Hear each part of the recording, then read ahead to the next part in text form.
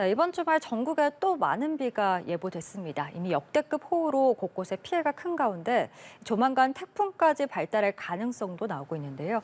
오늘 맹소영 웨더 커뮤니케이션즈 대표와 함께 이야기 나눠보도록 하겠습니다.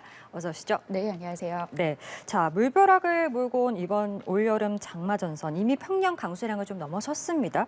그런데 이번 주말에 또 비가 많이 온다는 소식이 있어서 어느 지역에 얼만큼 많이 내리는 건지 궁금하거든요. 일단 이제 월요일까지 이 정체전선이 남북을 오르내리면서 많은 양의 비를 뿌릴 텐데요.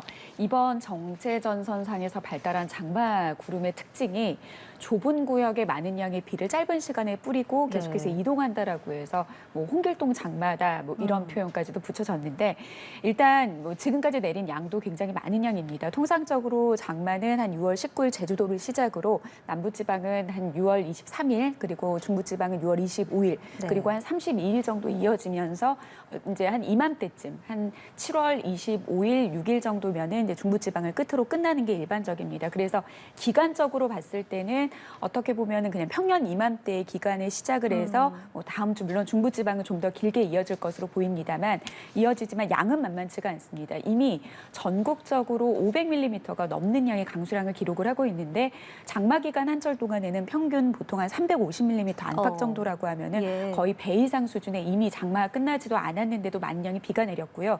제주도의 경우에는 산간 지역에 이미 1000mm가 넘었습니다. 그리고 최근 들어서 경기 북부 지역에 강한 비구름대가 이들 지역에 집중적으로 폭우를 쏟아부으면서 거의 사나흘 만에 600mm가 넘는 양의 비라고 하면 연강 수량의 절반 이상에 해당되는 비의 양도 양이지만 굉장히 집중적으로 퍼부었다는 건데요.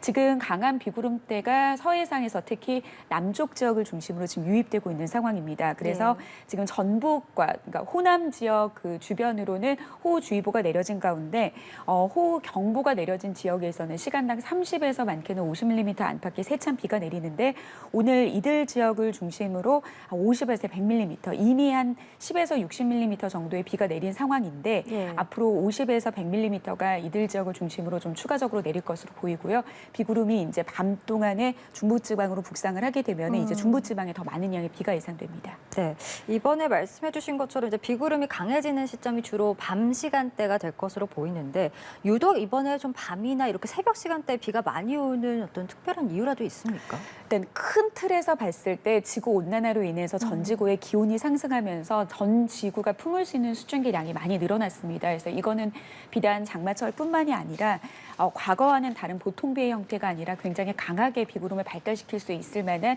연료 공급이 되는 수증기량이 많아졌다는 게 가장 특징적인 원인이고요. 그다음 두 번째는 정체전선을 활성화시킬 수 있는 그런 저기압이 정체전선의 북상과 함께 계속해서 우리나라로 유입이 되거나 아니면은 정체전선 상에서도 아주 작은 규모의 형태로 발달이 되면서 굉장히 대기 불안정을 많이 유발시키고 그리고 이로 인해서 서해상에서 발달한 이 다량의 수증기, 앞서 말씀드린 것처럼 비구름을 강하게 발달시킬 수 있을 만한 연료 공급을 수월하게 해주고 또 이 저기압 같은 경우에는 빠져나가면서 또 북쪽에서 찬 공기를 끌어내리는 불안정성을 더 높이는 그런 효과가 있는데요. 특히 이제 밤 같은 경우에는 이런 이제 낮 동안에는 대기 중에 달궈진 이제 수직 간의 상하 간의 움직임으로 인해서 하층으로부터 유입되는 그런 이제 수증기량을 좀 어느 정도 막아주는 역할을 낮 동안의 뜨거운 태양 열기로 인해서 발생하는 상하 간의 바람으로 좀 어느 정도 에어 커튼의 역할을 해주거든요. 그런데 밤이 되면은 해가 지고 나면은 대기의 이제 대지의 기온이 좀 낮아지면서 이런 에어 커튼의 효과가 사라지면 더 원활하게 수증기 공급이 되기 때문에 아무래도 좀 밤 동안에 굉장히 강한 비가 형성이 되는 겁니다. 그렇군요. 자, 올해 장마의 특징을 좀 살펴보면 아무래도 그 하늘에 막 구멍이 뚫린 듯한 그렇게 비가 많이 오는 그런 장마가 좀 이번 특징이 아닐까라는 생각이 드는데 지난 17일에서 18일에도 중부 지역에 거의 600mm가 넘는 폭우가 왔습니다. 이때 좀 피해가 많이 발생했던 걸로 아는데 어떤 피해들이 있었습니까? 맞습니다. 이날 굉장히 이제 많은 지역에서 비가 집중이 됐기 때문에 침수 피해가 많이 이제 속출이 됐는데요. 최근 호우로 인해서 축구장 면적과 비교를 했을 때 축구장 1,900개에 달하는 면적의 농작물 침수 피해가 야기가 됐습니다. 지난 16일부터 18일간 사흘 동안 내린 비로 인해서 전국의 농작물 침수 피해 면적이 면적으로 따졌을 때는 1,353헥타르 정도로 앞서 말씀드린 것처럼 축구장 거의 한 2,000개에 해당되는 면적이 물에 잠겼고요. 농작물의 피해 가장 많이 본 지역은 이들 중에 충남입니다. 충남 지역은 906헥타르가 침수가 됐고 이어서 전남과 경기 지역에 뒤를 이고 있습니다. 앞서 이제 많은 양의 비를 내렸던 남부지방의 비 피해 현황까지 추가가 된다라고 네. 하면 아무래도 피해 집계 추산되는 그런 어떤 재산적인 피해는 더 될 것으로 보이고요. 이로 인해서 뭐 가축이 폐사하거나 농경지의 침수로 인해서 농작물의 어떤 피해 상황은 더 커질 것으로 예상이 됩니다. 그리고 전국의 산책로가 5천 곳이 넘는 곳이 산책로가 침수가 되면서 통제가 되었고요. 그리고 경기도에 위치한 산책로 5천 곳이 넘는 곳, 주로 이제 최근에 내렸던 경기 북부 지역의 비로 인한 피해였고요.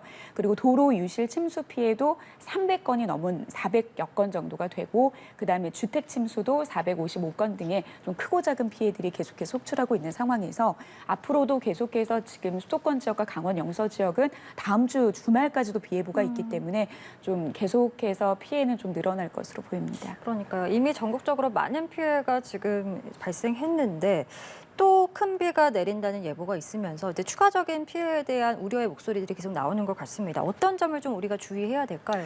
오늘도 제가 이제 방송국으로 오기 위해서 오전에 좀 출발을 했을 때 장마 기간이 맞나라고 할 정도로 모처럼 많은 햇살이 강하게 네, 좀 드러내더라고요. 맞아요. 그런데 이제 방송국 근처에 왔을 때는 빗줄기가 조금 굵어지고 레이더 영상을 보니까 남부지방에 집중됐던 강한 비구름대 전면에서 이제 수도권 지역으로도 좀 약하기는 하지만 빗방울이 떨어지고 있는데요. 그러니까 많은 분들이 비가 많이 내리다가 모처럼 만에 하늘이 개면은 이제 우리 지역은 비가 좀 그쳤나 보다라고 해서 보통 이제 많이 안주하게 됩니다. 네. 그래서 당장은 문제가 없어 보이더라도 갑작스럽게 이 강하게 발달한 비구름이 우리 지역에 위치할 경우에는 순식간에 물에 불어나고 또 토사가 쓸어내릴 수 있을 정도의 산사태 발생 위험성이 굉장히 높습니다.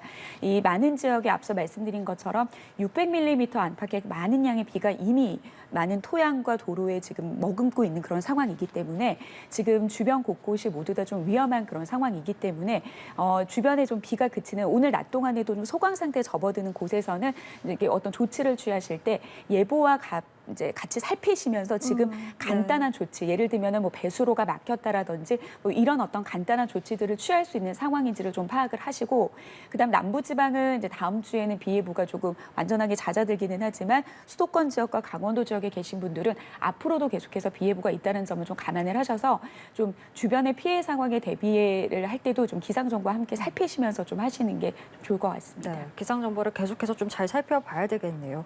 자, 호우특보뿐만 아니라 지금 이제 이 호우가 쏟아진 지역에 무더위도 계속되면서 폭염특보도 같이 또 발효 중인 지역들이 있습니다. 장마가 끝난 뒤는 보통 본격적인 이제 폭염이 시작되잖아요. 이번엔 좀 어떨까요? 이제 뒷부분에서 뭐 태풍 관련한 이야기를 좀 해드리기는 네. 하겠지만 이번 태풍이 우리나라를 이제 관통하는 것이 아니라 우리나라를 중심으로 폭넓게 포물선을 그리면서 물론 아직까지는 다양한 국가에서 예측하는 태풍의 이동 경로가 굉장히 불확실성이 강합니다. 그 말은 즉 우리나라, 뭐 영국, 유럽 등 각지 나라에서 예상하고 있는 그 모델에서의 태풍 경로가 다 제각기 나타나고 있기 때문에 아직까지는 어떤 경로로 이제 태풍이 진입할 것이라고 보기는 힘들지만 예. 전반적인 좀 추세선이 우리나라를 중심으로 폭넓은 포물선을 그리면서 우회에 간다라고 하는 그런 이제 경향성은 결국에 우리나라에 태풍도 뚫지 못할 만큼 덥고 습한 공기가 다음 주에 우리나라를 뒤덮을 수 있을 가능성까지 좀 점쳐주고 있는 부분인 거거든요. 그렇기 때문에 이 정체 전선이 형성이 된다라는 거는 결국에는 덥고 습한 공기의 가장자리에 만들어지는 그런 전선인데, 이 정체 전선이 중부지방까지 북상을 했다라고 하는 것은 남부지방은 비는 그쳤지만 이제는 이 기온과 함께 굉장히 높은 습도로 인해서 6월 달에도 물론 덥기는 더웠습니다만 예. 그때의 더위와는 비교가 되지 않을 정도의 굉장히 푹푹 찌는 더위가 이어질 가능성이 굉장히 높기 때문에 물론 과거에도 장마 기간 동안에 비만 내리는 것은 아니지만 네. 더위도 있기도 했었습니다. 그런데 이제 지금은 최근에 지구 온난화로 인해서 비의 강도가 더 강해지고 더위의 강도가 과거와는 비교가 되지 않을 정도로 강해졌기 때문에 이제 좀 비가 그치는 지역에서는 물론 이제 앞으로의 이제 피해에 대한 복구 작업 것도 좀 예의주시를 하시면서 하셔야겠지만 앞으로 다가올 더위에 대한 좀 대비도 좀 잘 하셔야겠습니다. 알겠습니다. 태풍 얘기를 해주셔서 마지막으로 좀 짧게 부탁드리겠습니다. 다음 주에 이제 3호 태풍 개미가 발생할 가능성이 있다라고 하는데 이게 한반도에도 영향을 미칠 가능성이 있을까요? 물론 이제 직접적으로 꼭 태풍의 중심이 우리나라를 지난다고 해서 간접적인 영향이 아니라 지금은 이제 3호 태풍뿐만이 아니라 4호 태풍 이름을 붙여지만 프라피론이 될 가능성이 굉장히 높은데요. 지금 이제 필리핀 서쪽과 동쪽에 거의 어제 오후부터 네. 저녁 사이에 동시다발적으로 거의 발달을 했는데 보통은 이제 태풍은 중심에서의 최대 풍속이 초속 17m 이상일 때 태풍으로의 이름을 붙여주는데 아직까지는 그 정도의 강도는 아닙니다. 필리핀 서쪽 부근에서 발생을 해서 중국 남부 쪽으로 다다를 태풍은 지금 굉장히 좀 세력은 약하지만 우리나라에 좀 직간접적으로 영향을 준 4호 태풍이 될 가능성이 굉장히 높은데 필리핀 동쪽에서 발달한 이 태풍은 태풍으로 아마 이제 내일 새벽이면은 태풍으로의 이름을 붙여줄 가능성이 굉장히 높습니다. 그러면 중국 쪽으로 중국 동해안 지역으로 우회해서 돌아갈 경우에도 결국에 태풍이라고 하는 것은 열대 해상에서 머금은 강한 열과 지금 그 정체전선에서 공급되는 양과도 비교가 되지 않을 정도로 엄청난 수증기를 담은 그런 연료통이 우리나라를 향해 오고 있다는 것이기 때문에 앞으로 다음 주에 중부지방과 강원도 지역에 남은 정체전선을 굉장히 강하게 발달시킬 가능성이 굉장히 높고요. 그리고 남부지방에 다가오는 폭염도 습도 공급을 좀 높게 하기 때문에 굉장히 더울 가능성이 높습니다. 그렇기 때문에 다음 주까지도 계속해서 변수가 추가적으로 작용하는 날씨를 꼼꼼하게 좀 잘 살피셔야겠습니다. 알겠습니다. 저희 오늘 말씀은 여기까지 들어보도록 하겠습니다. 지금까지 맹소영 웨더 커뮤니케이션스 대표와 함께 이야기 나눠봤습니다. 말씀 고맙습니다.